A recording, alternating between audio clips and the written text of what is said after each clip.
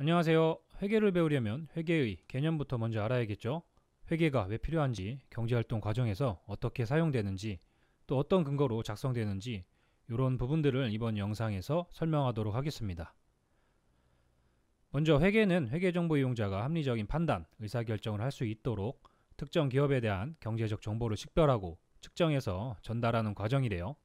이게 말이 기니까 나눠서 보면 기업활동을 회계정보로 가공해서 회계정보 이용자에게 전달한다는 것인데, 이런 과정을 회계의 정의라고 할 수 있고요. 전달받은 정보로 회계정보 이용자는 뭐한다? 합리적인 판단, 의사결정을 한다. 이것을 회계의 목적이라고 정리할 수 있습니다. 별거 없죠? 일반적으로 우리가 회계를 공부한다고 하면은 기업활동을 회계정보로 가공하는 방법을 배우는 겁니다. 회계정보 이용자는 이해관계자라고도 하는데요. 정확히는 기업의 이해관계자가 되겠죠. 이해관계자는 그 기업에 관심이 있는 자를 의미하고요. 크게 둘로 나눌 수 있는데 내부정보 이용자, 외부정보 이용자로 구분합니다. 이 둘을 구분하는 기준은 기업 내부 정보에 대한 접근성인데요. 기업 내부 정보를 수시로 조회할 수 있으면 내부정보 이용자, 그렇지 않으면 외부정보 이용자가 됩니다.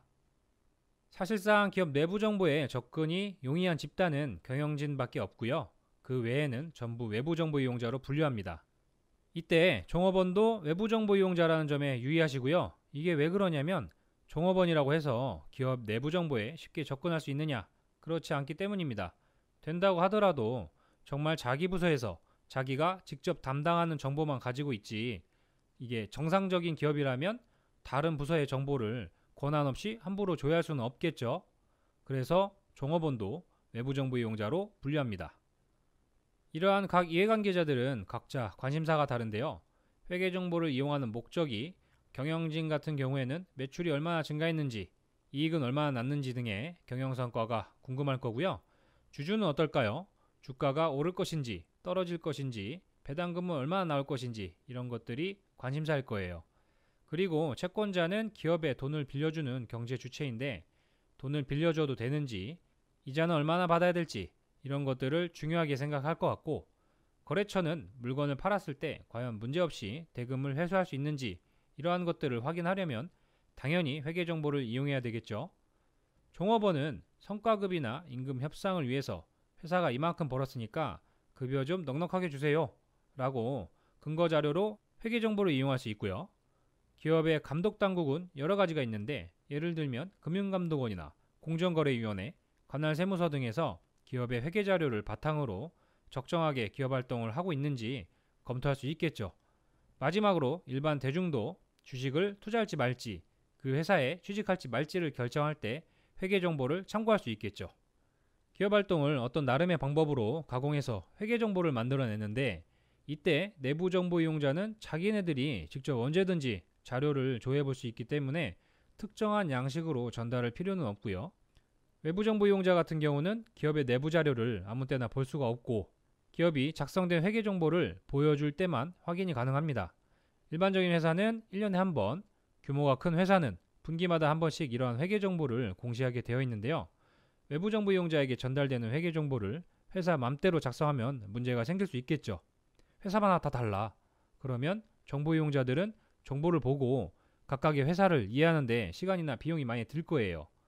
그래서 외부 정보 이용자에게 전달하는 회계 정보는 일정한 기준에 따라 작성해야 하는데, 그러한 기준을 기업회계 기준이라고 합니다. 기업회계 기준에 따라 작성된 재무제표는 같은 기준으로 작성됐기 때문에 다른 회사들끼리라도 서로 비교할 수 있고요. 분석하기도 쉽겠죠. 회계 정보는 기업회계 기준에 따라 작성되기 때문에 우리가 앞으로 공부해야 될 거는 기업회계 기준의 내용인 거죠.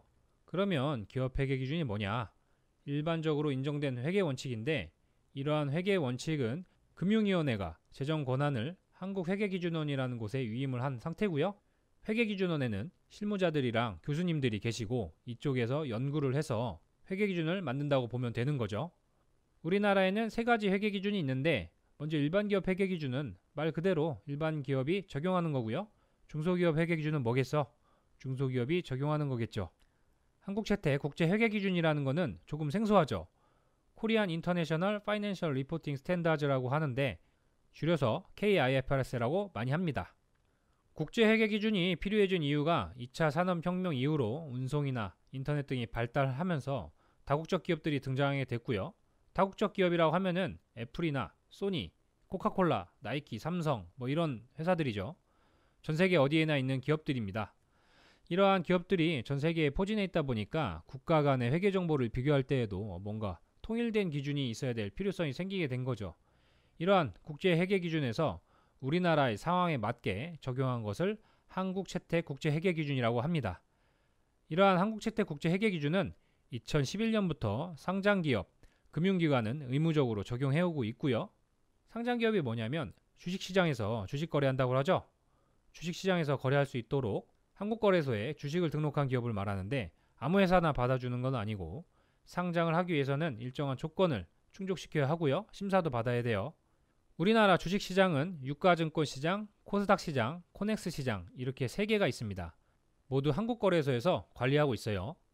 각 회계기준의 적용 대상을 정리해보면 먼저 한국채택 국제회계기준은 상장기업, 금융기관은 의무적으로 적용해야 된다고 했고요. 상장기업이 아닌데 KIFRS를 적용하는 기업도 있습니다. 보통 모회사가 상장기업인 경우에는 자회사가 상장기업이 아니더라도 IFRS를 적용하는 경우가 있어요. 모회사하고 자회사를 전부 합친 거를 연결기업이라고 하는데 연결기업의 회계정보를 작성하려면 모회사와 자회사의 회계기준이 일치해야 되겠죠. 자회사가 비상장 기업이더라도 IFRS를 적용하는 케이스죠. 또 다른 경우는 지금은 비상장 기업인데 회사가 상장을 준비하고 있는 경우에도 당연히 IFRS로 회계정보를 작성해야 되겠죠. 아까 상장하려면 심사받아야 된다고 했잖아. 심사하러 갔는데 일반 기업 회계 기준으로 작성한 회계 정보를 들고 갔어. 너 뭐니? 하겠지. 집에 가라고 하겠죠. 비상장 기업은 일반 기업 회계 기준을 적용하고요. 중소기업은 중소기업 회계 기준을 적용합니다.